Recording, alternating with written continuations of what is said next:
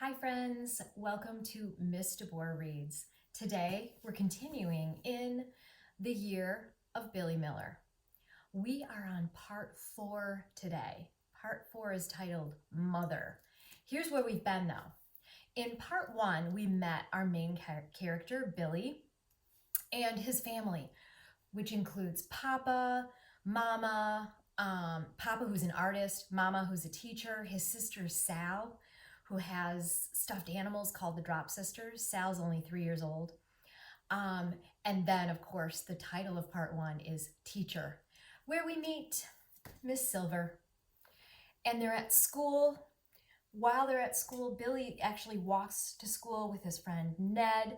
We meet some other characters like Emma, who is kind of unlikable. Did you know I was going to do that?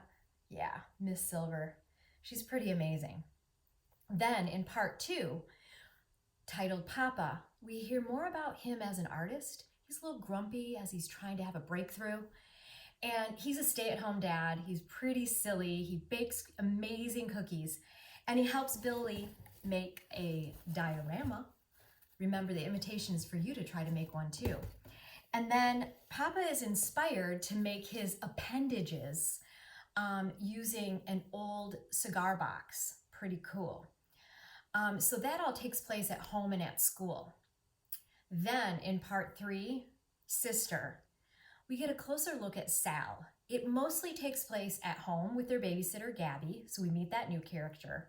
And also they're at Ruby's cupboard, where as a bonus, we learned how to make paper lanterns, which we're representing all over inside Ruby's cupboard, which was really cool in the way it was decorated. We also learned about how to play the card game Crazy Eights. Super fun. You can play it with a standard deck too. Billy was playing that with his babysitter Gabby because he was trying to stay up all night. And there's that coveted pearl that his sister wanted, remember?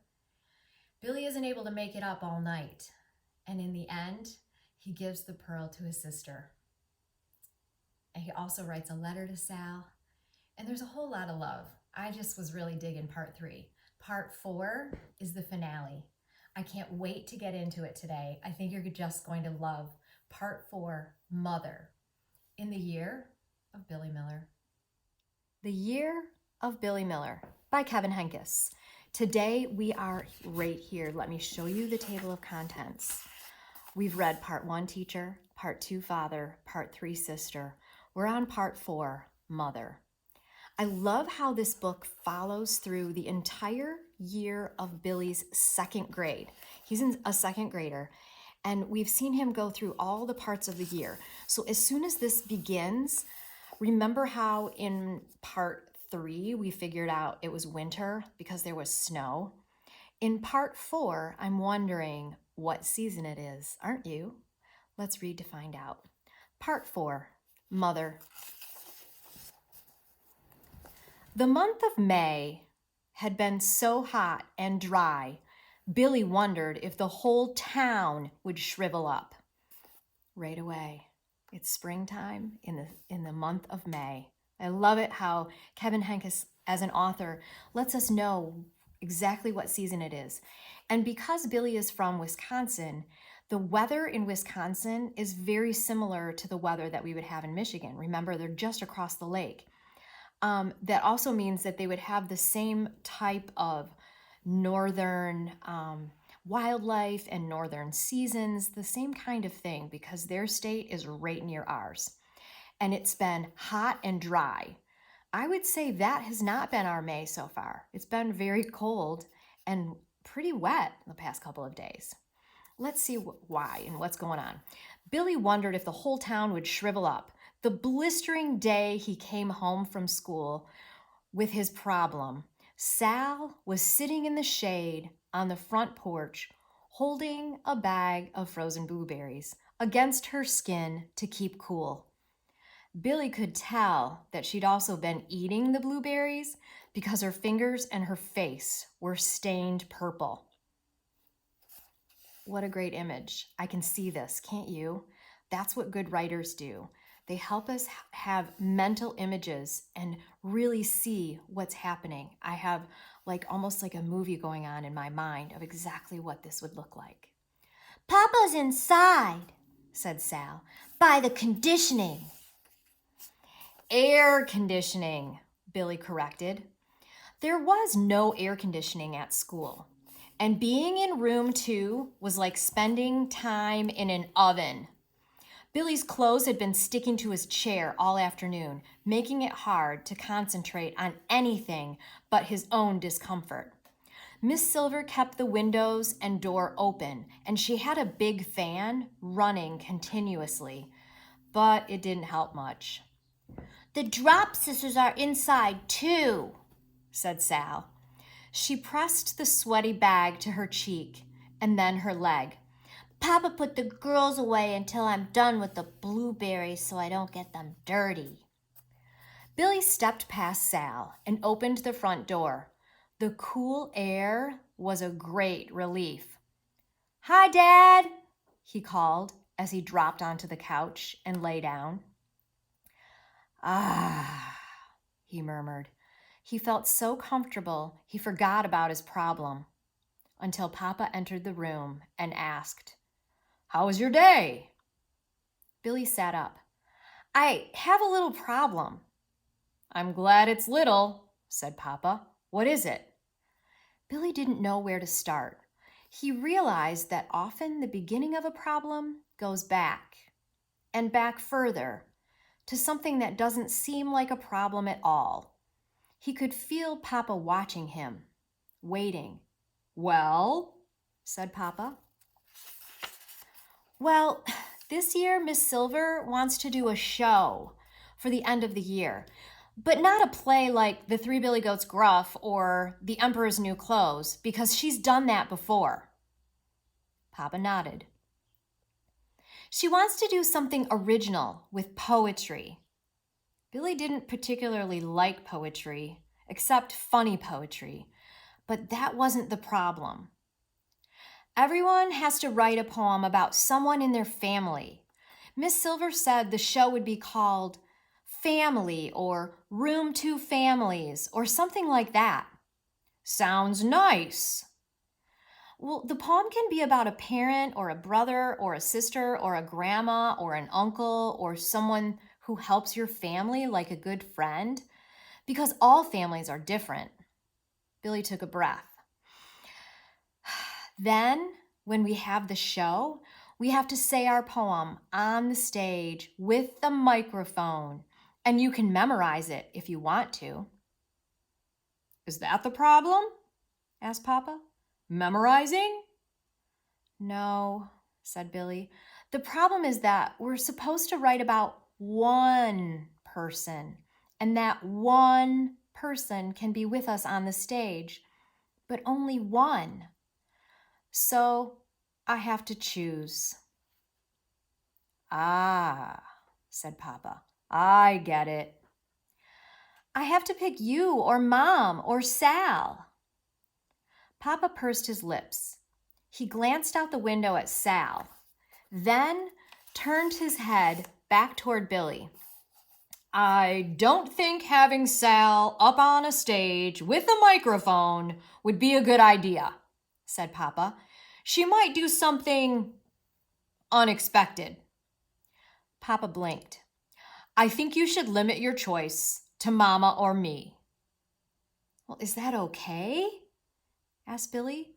It seemed that excluding Sal was like lying somehow, and it felt strange to have Papa suggest it. "Yes," said Papa, "I think it's okay."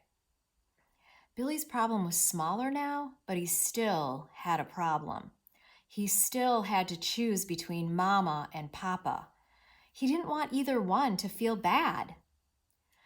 Papa seemed to have a window into Billy's thoughts. "If you pick Mama, that's fine with me. And if you pick me, it will be fine with Mama. Remember that." "'Member what?"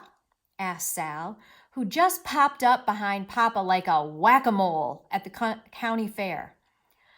Papa turned. "Remember not to touch anything until you wash your blueberry hands. And don't you dare kiss me with those blueberry lips." he snatched up Sal and hauled her off to the kitchen, her giggles trailing behind them.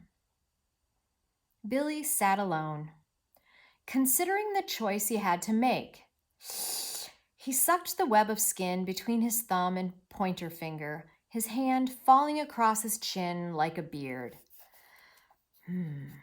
Like a thinker, right? Sometimes people will do little thinking motions. Mama was so hot when she came home from work that all she wanted to do was take a cool shower. Then she made lemonade with Sal. By the time Mama called him for dinner, Billy hadn't found out the right moment to tell her much about the show except that there was going to be one. But he had made his decision. He decided that he would choose her, Mama.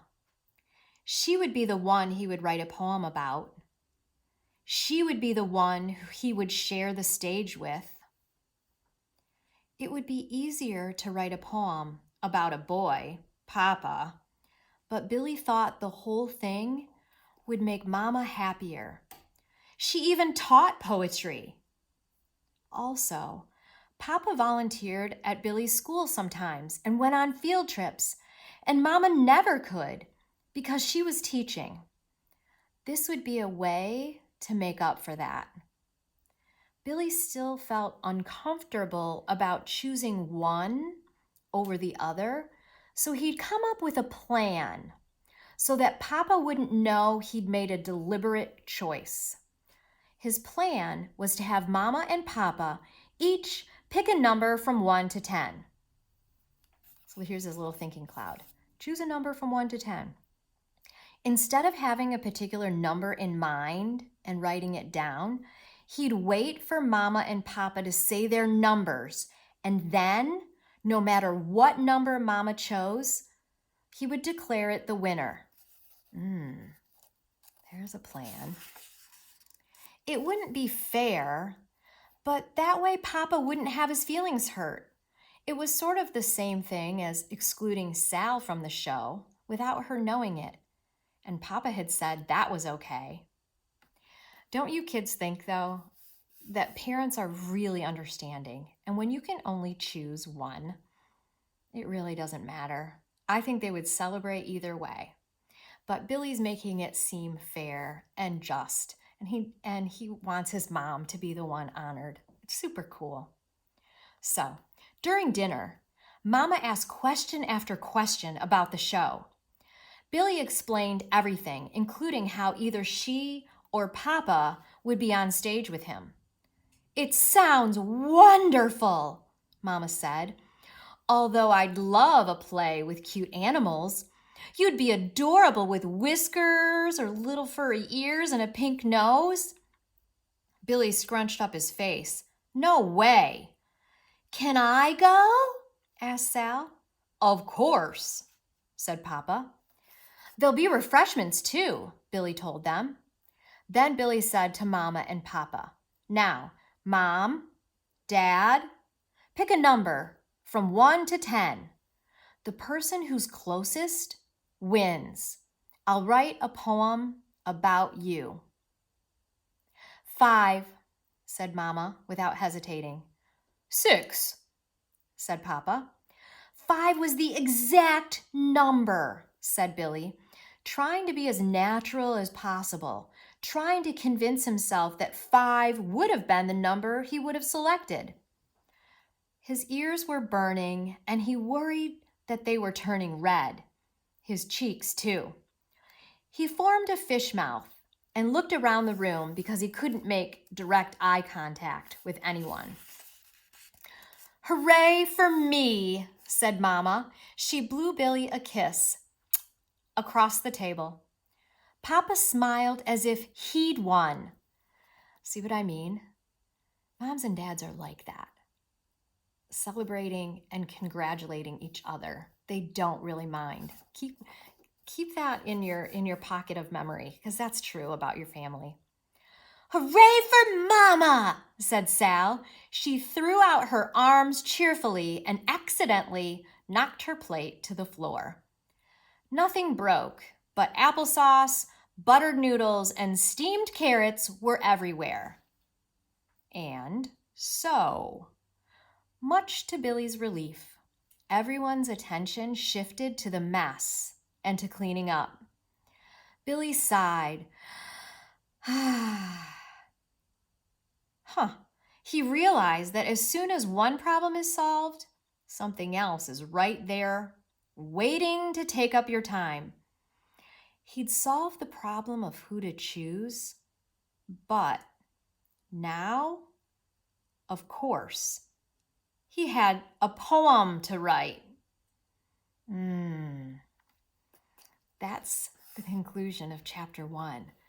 A new problem has developed because Billy is a reluctant poet. Remind you of some friend named, oh my gosh, what was his name from Love That Dog? Jack. Remember? Jack was a reluctant poet. So perhaps Billy will be up to task. I bet he can go for it. Tune in next for chapter 2 in the year of Billy Miller.